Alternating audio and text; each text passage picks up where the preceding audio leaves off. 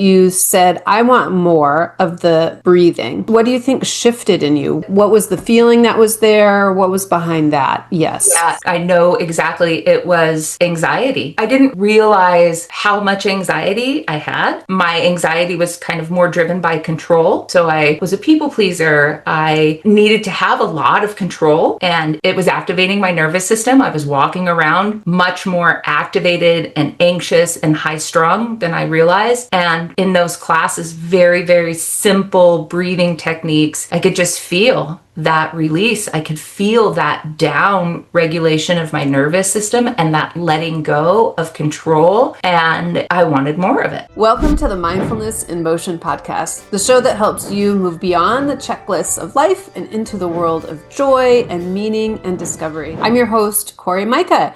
And today is our first episode. We are really delighted to be here. Woohoo! It's a special episode too. Not just because it's for the first, but it's special because of my particular guest that I have today. Longtime friend and coworker and co-creator in all the things. So Lynar is here with us, and she is a breath facilitator with the Breath Academy. But before we dive into our conversation with Lynar, I just want to give us a little bit of background of why we're doing this podcast. I have been YouTubing for a long time, bringing the message about our swimming for adults, overcoming fear in water and beginning swimming, and of course doing all the social things. But I wanted to start a podcast because I wanted to move out of the swimming pool and into different places where people are combining mindfulness and motion. So I started a long time ago teaching swimming. I think my first offer of teaching swimming was when I was 5 years old. I was on a houseboat, and apparently my aunt didn't know how to swim, and here's me saying, "Okay, Auntie, I'll teach you how to swim." And fast forward many years later, after never completing a swimming lesson, I'm the swim teacher who has failed every swimming lesson, but I was attracted to the water and attracted to this place, and I figured it out. I learned how to do it in a path that worked for me. And then I started my swim school with my husband after years of teaching swimming and being pretty darn good at it. So we started our own swim school. We were working mostly with kids, but we also were attracting adults because we were kind of better than average with kids. And so the adults were attracted because we weren't high school kids. It wasn't a big, public, busy aquatic center. We had nice warm water. So we provided a level of comfort and relationship that was appealing to the fearful or beginning adult. And so I'd get an adult in and I would teach them how to move their arms and legs and how to swim, how to do all the things. Their body was in motion. If somebody was to walk by, they'd say, "Look, there is somebody swimming across the pool." And then I'd ask them, "Well, how was it?" And I'd get this deer in the headlights look. And they'd say, "I have no idea." I'm like, "What do you mean you have no idea?" They were so checked out. They were so afraid that they got across the pool. Their body was doing the thing, but they were not present for it. They did not feel like a swimmer. They did not feel safe. They didn't feel calm and confident or comfortable, but they were doing all the correct motions. And this is my real moment, where my kind of head scratchy moment of like, what am I doing wrong as the instructor? They are doing all the things that I'm asking them to do.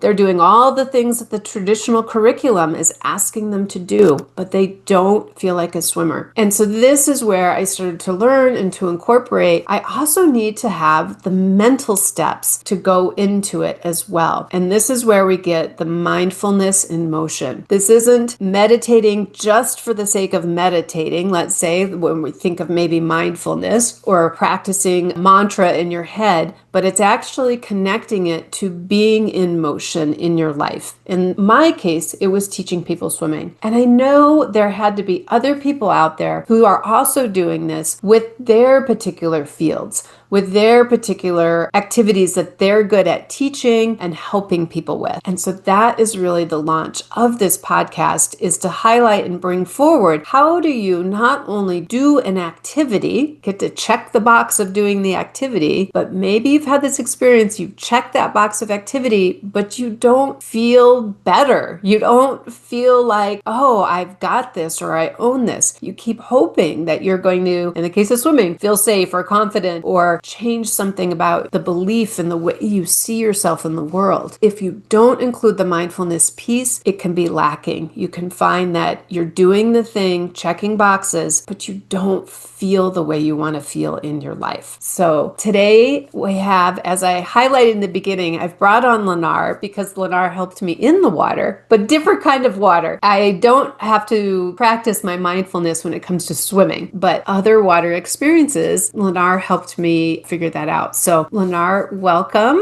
and thank you so much for being here today and for being my longtime friend and companion and always helping me see new things and grow and be together. Yeah, thank you so much. What do they call it? Like the Mutual Admiration Society.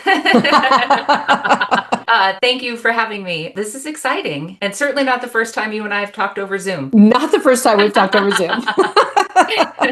This will be great. For sure, for sure. Okay, so before we start, I want to just share a little story. So Lynar and I, good friends, been friends before we were coworkers. We got kids the same age. And then she, at one point in time, said, let me come help you with your things like your calendars and registering people. And she loves to take care of people and take care of details. So it was a really good fit for that. But before that time, one of the things that we would do together is to go hiking. And Lynar especially loves a hike to a nice alpine lake. And I love hiking. Hiking's great. A view of an alpine lake, I can get into that. I'm not so into the other part of jumping into the water. She loves jumping into that cold water. What is it about the cold water before you even got into breath work, and why cold water? I think there's an answer before that. So I grew up around water as well. My parents always tell this story that we learned how to swim before we learned how to walk. I don't know how true that is, but I'll give them that thing. And so water's just kind of always been a part of my life. I've always been a swimmer. And when we moved to the Pacific Northwest, we were drawn to these hikes where we could see these lakes. I'm from the desert.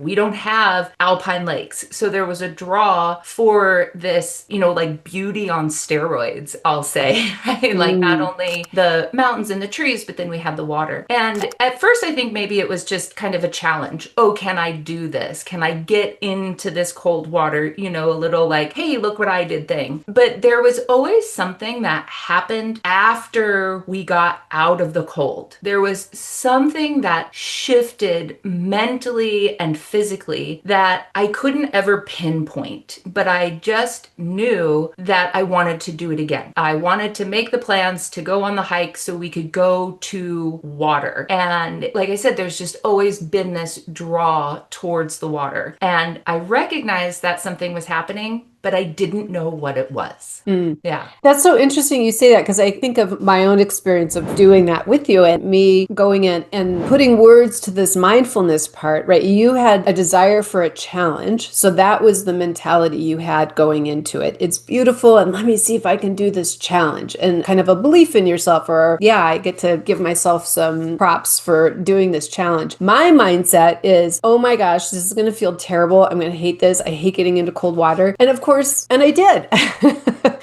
Now, I agree with you. The after did feel good too. I mean, for me, not necessarily that, yes, I did it, but there is this like the refresh of the body, this tingly sensation of the body. There is a different feeling coming out of cold water, that an aliveness to your body. I don't know. Are there other words you would use to describe coming out of cold water? Yeah, I like that. Refresh. There's the other part too, is a more natural body of water always feels renewing in a way. It feels an extra special way to kind of commune and be surrounded even more by nature, especially in that lake setting. And I think sometimes too, a word that comes is clear. There's just this clarity, almost like before we got started, I made sure that I took my cleaning cloth and I made, and cleaned my camera, is how many times to make sure that just that layer of film, maybe the cobwebs are getting cleared. And that is to this day still a sensation that I experience whenever I get out of the cold. Yes, me too. As you're talking, like bright, I have this cold right now. I don't feel very bright. My head's pretty foggy. I'm like, oh, Yeah. yes, that would feel good to have that kind of bright, crisp sort of feeling coming out of it. Very different than like going into a hot tub or a sauna where it feels good because your body kind of relaxes and opens up in this way. And there's definitely a goodness and a benefit around that. But I do think of being in those hot environments around kind of sleepiness or haziness. And sometimes in some places you need that. You desire something that's going to rest you in that sort of way. But they're very different kinds of feelings coming out of it. Going back to this idea of what your mentality was, your mindfulness in it was about this joy cycle, I'll just sort of say, right? I want to use the word competition. Competition, would that be fair? Yeah, of course. Absolutely. Like that's such a wonderful word to use in that exact moment in my life, right? Like, you know how deep my competitive nature used to be. So Yeah.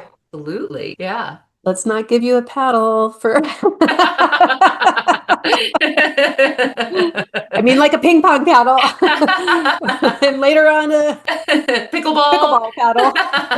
So the sort of competitive piece of it, it allowed you to connect to this wonderful feeling that you had coming out of it. My mindset going into it is this contraction part of it, even though I felt those goodness things at the end of it, I didn't really attach to it because my narrative around not liking cold water was so powerful and such a big thing. So you went down a different pathway of exploring more with the water and with breath work. I should say the cold water, because I certainly still kept exploring water and doing other things and working on mindfulness in other arenas of my life, but not necessarily in the water. So tell us more about your journey with breathwork and cold water and kind of what those things are about. Yeah, I'd love to. My journey with breathwork started over 8 years ago. We moved to a new city and I was approaching a milestone birthday. And like many people who approach a milestone birthday, we have slight identity crisis, or we have something that maybe needs to change because it's a big number, right? So I found a local yoga studio and was so fortunate to find a teacher who didn't just focus on the physical aspects of yoga. It wasn't all about the shapes that we made. She was so good about telling us all of the principles of yoga, all of the limbs. And one of the things that was really important for her was breath work. And I knew within 2 sessions of, I want more of that. Yes, moving the physical body is great. I do like to move and exercise my whole life. That always resonates with me. But that breath work, I said, I want more of that. And she knew. She said, you're going to take my teacher training. And, I kind of rolled my eyes and was like, I have a job and I have a partner and a child that I take care of. I'm not going to do that. And within a year, I was taking her teacher training. I was exploring breath work a little bit more on my own and developing a consistent breath work practice when I wasn't in the studio. And we did that for a few years. I have another friend who also plays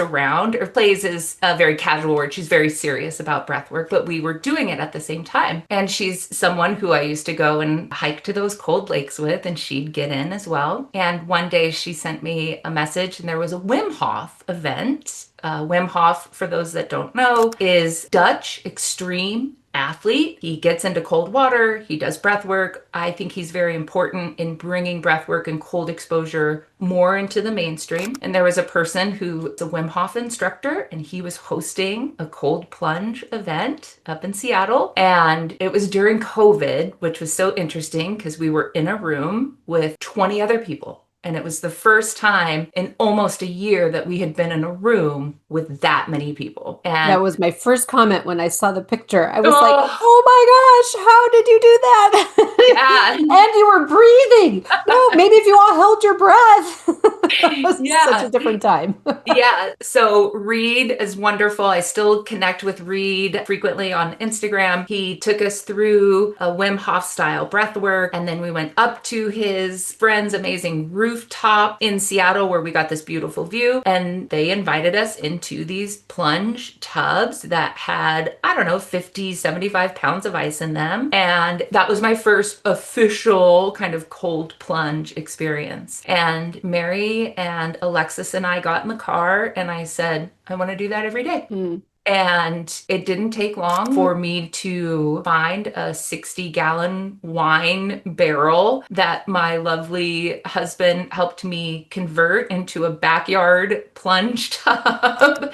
I got that idea from Winnipeg, and then we got a bigger tub in the backyard, an even bigger tub that I could travel with. And then fast forward a few years, I purchased a professional tub and have a storefront in Tacoma. And then in that meantime, I became a yoga teacher. COVID happened. I became a certified breath coach as well, and then started bringing my friends into the cold. Said, I'm doing this thing. Come and do it with me. And they said yes. They said yes. So tell me, when you were in that yoga class and you said, I want more of the breathing, what do you think shifted in you? What was the feeling that was there? What was behind that? Yes. Yeah, I know exactly. It was anxiety. I didn't realize how much anxiety I had. My anxiety was kind of more driven by control. So I was a people pleaser. I needed to have a lot of control, and it was activating my nervous system. I was walking around much more activated and anxious and high strung than I realized. And in those classes, very, very simple breathing techniques, I could just feel that release. I could feel that down regulation of my nervous system and that letting go of control. And I wanted more of it. That was it. I wanted to not have that feeling of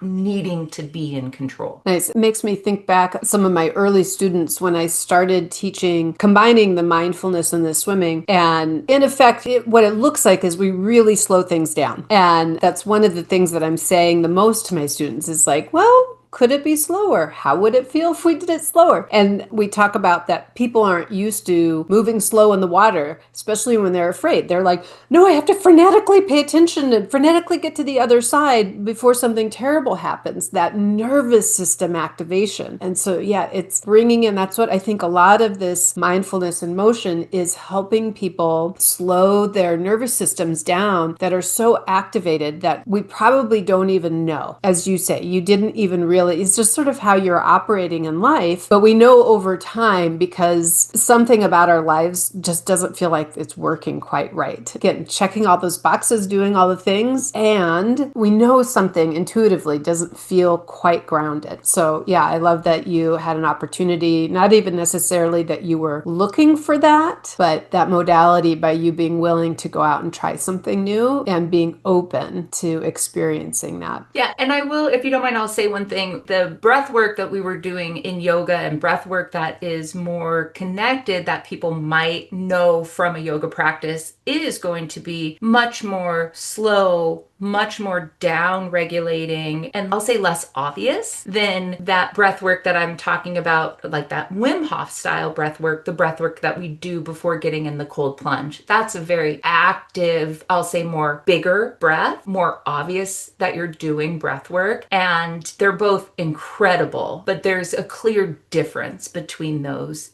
two. And it can get a little muddled or a little confusing if I'm jumping back and forth. So I just wanted to give some clarification of how those two types of breath work are different, right? Like a more yoga style versus a more kind of active Wim Hof style breathing. And that makes sense. Yeah, for sure. Here's a story I want us to share about, because this is the place where you introduced me to the breath work piece of it and the cold water on purpose. And I got to bring in kind of my thought practice work and mindfulness practice work to engage in that. And it's really good that you made this mention that there's a difference between yoga breath and then this Wim Hof style or other styles. I know you've studied and you practice other styles beyond what Wim Hof has brought forward. Just to tell a little story for the audience. So as you heard that Lynar went on and got trained and then wanted her friends to do this. So her and this other friend that she mentioned, they put together a class and said, you're going to love this, talking to me, that we're going to do this cold water class, getting into the cold water. Remember, my brain is still in this like, oh my gosh, whatever. But then they're saying, this is what I heard. I don't know that you said this, but what I heard you say was when you do the breath work first and then you get in the cold water, it's like you don't even feel the cold water.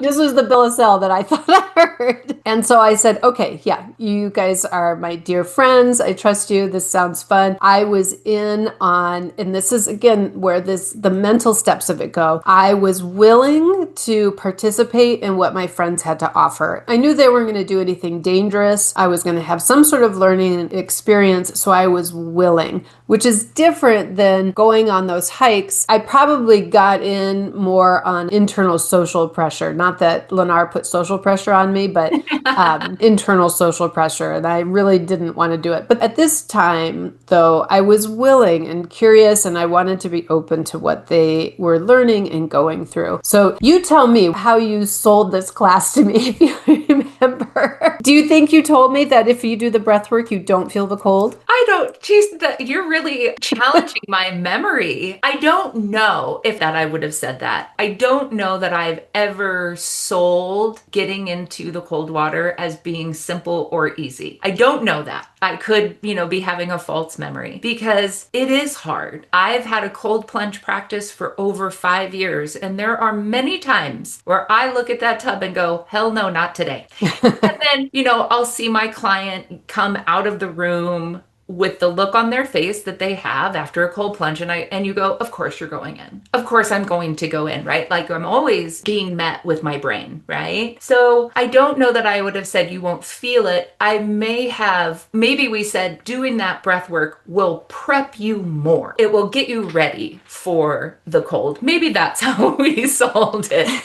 Okay. I think maybe there was this, this connection too of like, well, you love the water. You have to love the cold water too. Might have been a little bit more of my sales tactic on you.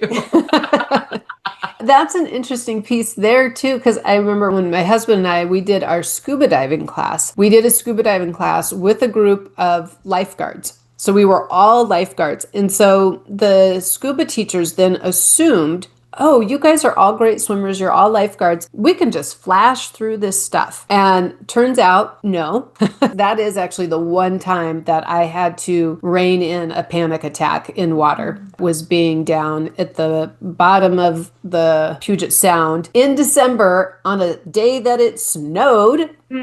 It does snow here once a year, but it's not a frequent thing. But man, we're out there in ill-fitting wetsuits, the bottom of the Puget Sound, looking at a shoe or something like that, testing out our equipment.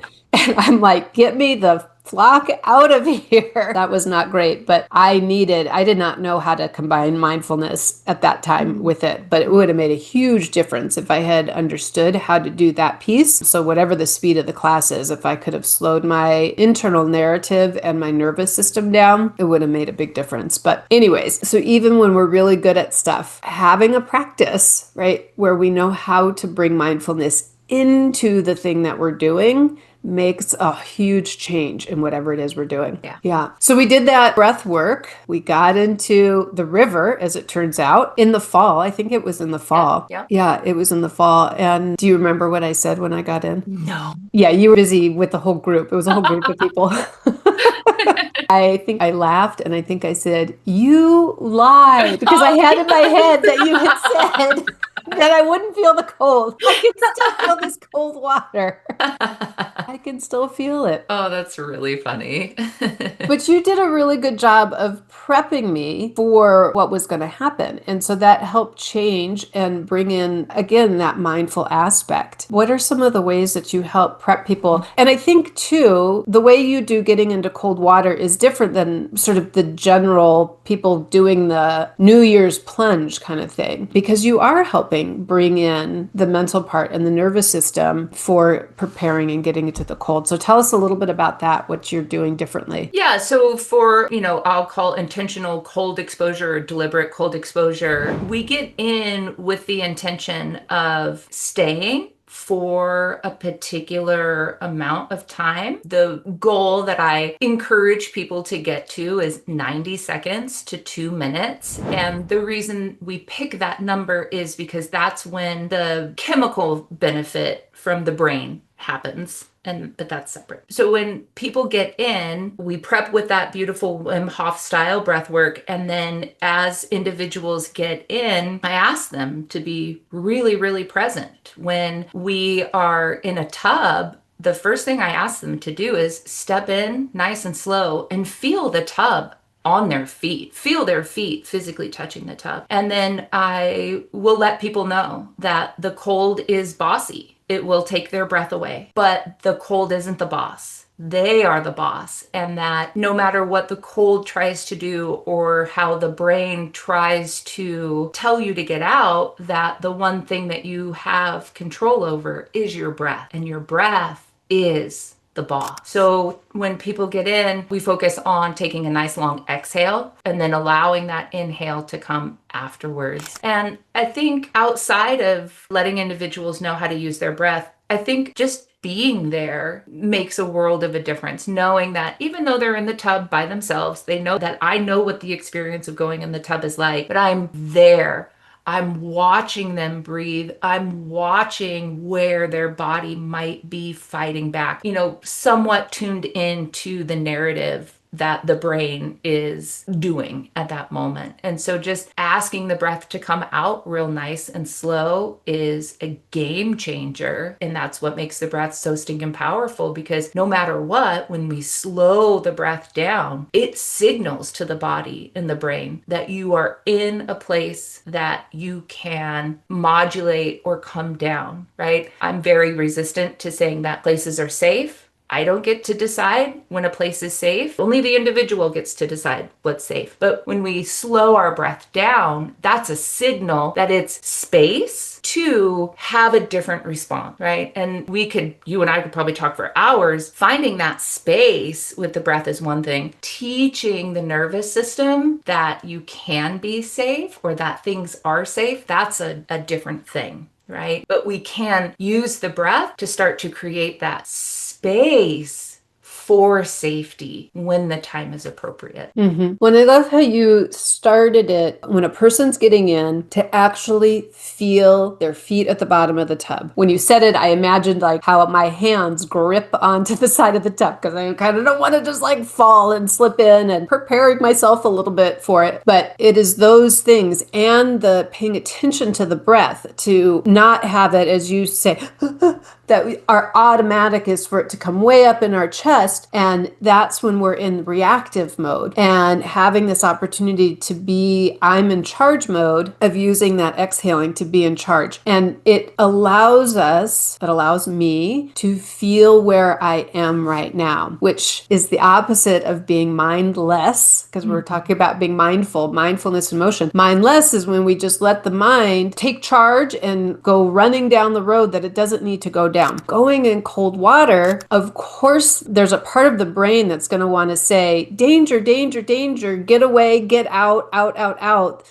We're not supposed to feel this. We should get out. But 90 seconds, the invitation is to be in for 90 seconds. The body actually very easily, maybe there's some people's bodies, some health, something. I don't want to say everybody universally, but for most people, 90 seconds is not danger. And so to be in the practice of having your fight or flight kind of kick in, and to on purpose, with mindfulness, with intention, calming that nervous system. That's what ended up attracting me to it. That's what kept me coming back. That's what made me decide, okay, I'm going to do this once a week for 52 weeks. So I get to practice on purpose, having my system be charged up because I'm deciding to do that. I'm making a decision to do it because it happens all the time in life, that there Yeah. are things that happen all the time. Just turn the news on and it's Yeah. nervous system's going to get charged up. I don't care which side of the political spectrum you're at.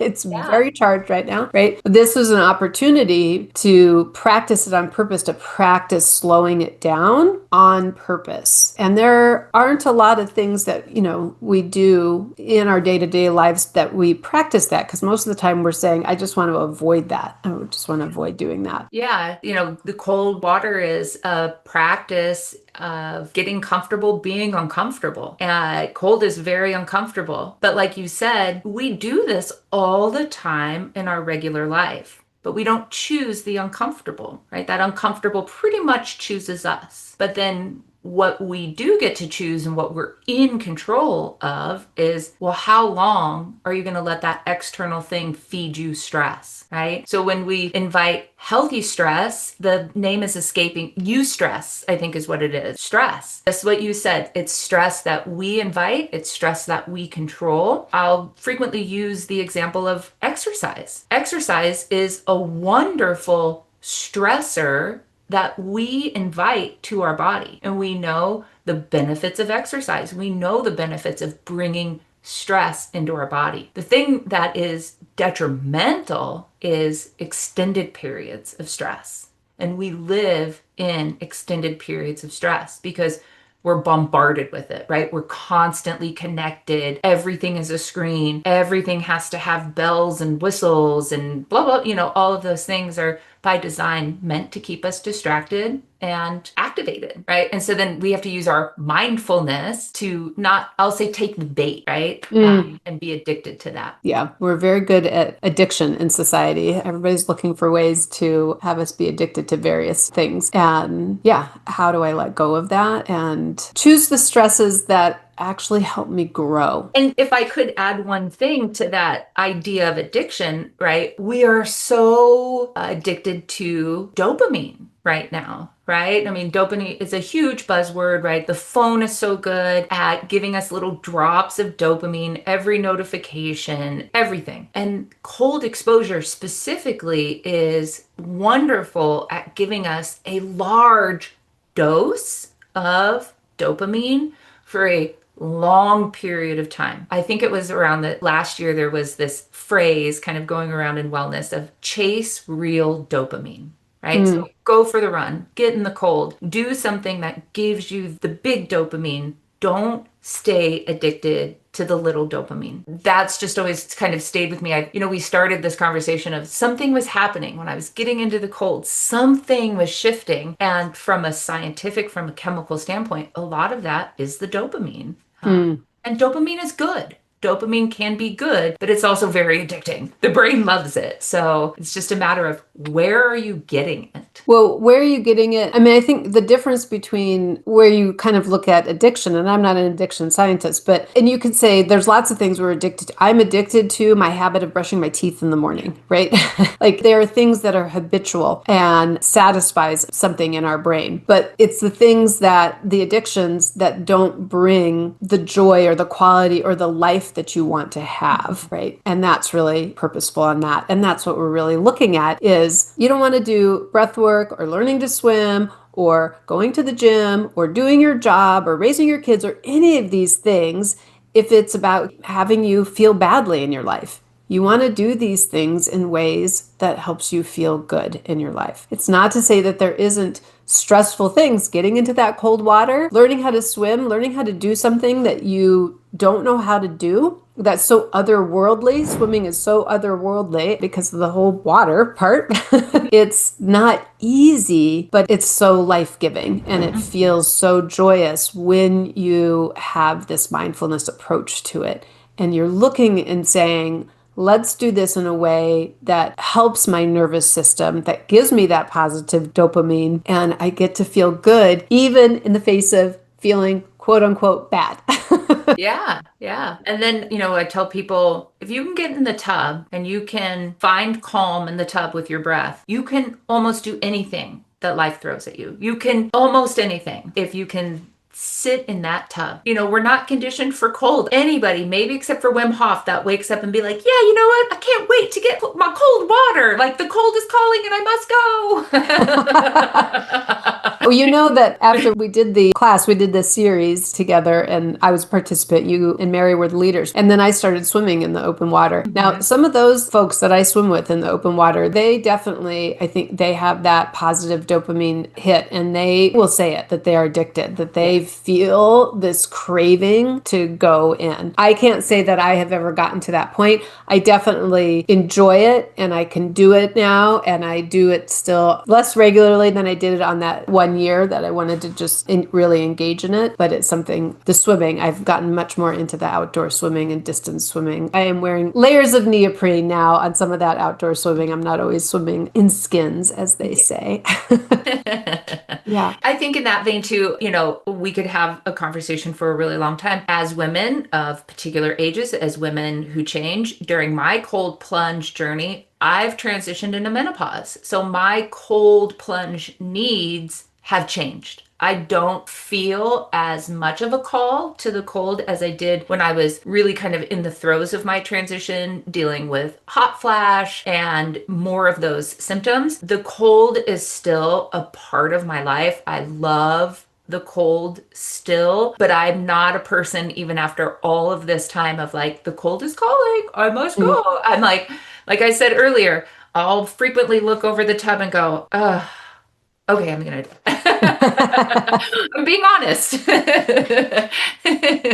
Well, it's such a testament to that piece too of when you want to be in action in something, right? You have to take that one small step in. So you're being in the presence. Okay, I'll be in the presence of the tub. And then, okay, I know for me in that, when I was doing it once a week for 52 weeks, I really the goal was I had to go down. So I went down to the open water is really what I did. So sometimes it wasn't technically considered cold because it got to be summertime and the lake had warmed up. But my rule was just to go down and put my feet in. And if I did it that far, then I was winning. I won. If I did more, great. It's a bonus, right? And so it's just like getting out and getting into the practice of doing that.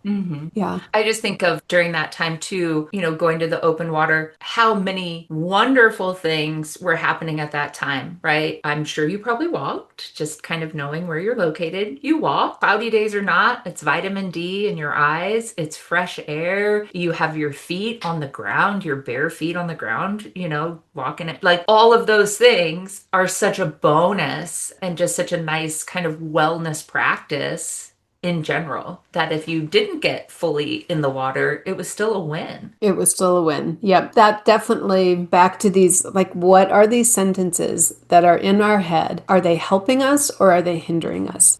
For me, it was, I'm going to measure success by getting down and putting my feet in the water. I don't have to do all of the things. And when I put my feet in the water, so here's something that you didn't tell folks, but you had told me initially, is when you put your feet in cold water, the blood starts to leave your feet and go towards your core. So your blood vessels are shrinking up and the blood is moving away. And there's a sensation that goes along with it. People might define that as painful or tingly or uncomfortable or, all kinds of adjectives that you could use to describe that sensation. It was really important for me to describe it as, this is exactly how it's supposed to feel. This is my body doing it correctly. I didn't have a need to define it as good or bad because that wasn't useful to my experience and to help me continue to move forward. But it was truthful. The sensation that was happening is normal and how it was supposed to work. It shows that my body's doing a good job. There's nothing going wrong here, right? I got that information and came to understand what that meant. And it's so helpful for me to apply that to, okay, there we go. Now I can just breathe through. Yeah, that's exactly how my feet are supposed to feel. And I'm winning. Yeah. Cheers And to me. my guess is you probably still have all 10 toes. You got both of those feet. Nothing fell off. Nothing froze off. Yep. I still have all 10. And actually, they're in my toe socks right now. Nice. Each toe is all lovely warm at the moment. I always joke around when I do this in a group or with people, like, no one's lost a finger or toe yet. That's great. So if people want to work with you, Lynar, how can they find you? Yeah, I'm on Instagram and my website are the same handle, 253 breathe. You will be able to find me that way. And the information on my website, if you wanted to breathe with me in person in Tacoma, that website will direct you on how to do that as well. So 253 is your .com is your website and your Instagram. Yes. Beautiful. Yep. Yeah. That's smart. Unlike me, who has all different things everywhere. That took a minute. We'll put those in the show notes. And the other thing I want folks to know is we will be offering, Lynar's going to offer a special free class for our listeners, the introductory class to breathwork. You can breathe with her online. It's kind of like I say with our swimming lessons, you can start online. You don't even have to put a swimsuit on. So you could start exploring this idea of the breathwork with her online. And it's going to be right before Thanksgiving. So maybe that's a time that there's a little extra stress around and you could like sneak away, get a little breath work in, calm that nervous system down before all the joys and wonders and perfections of the holiday, right? Okay.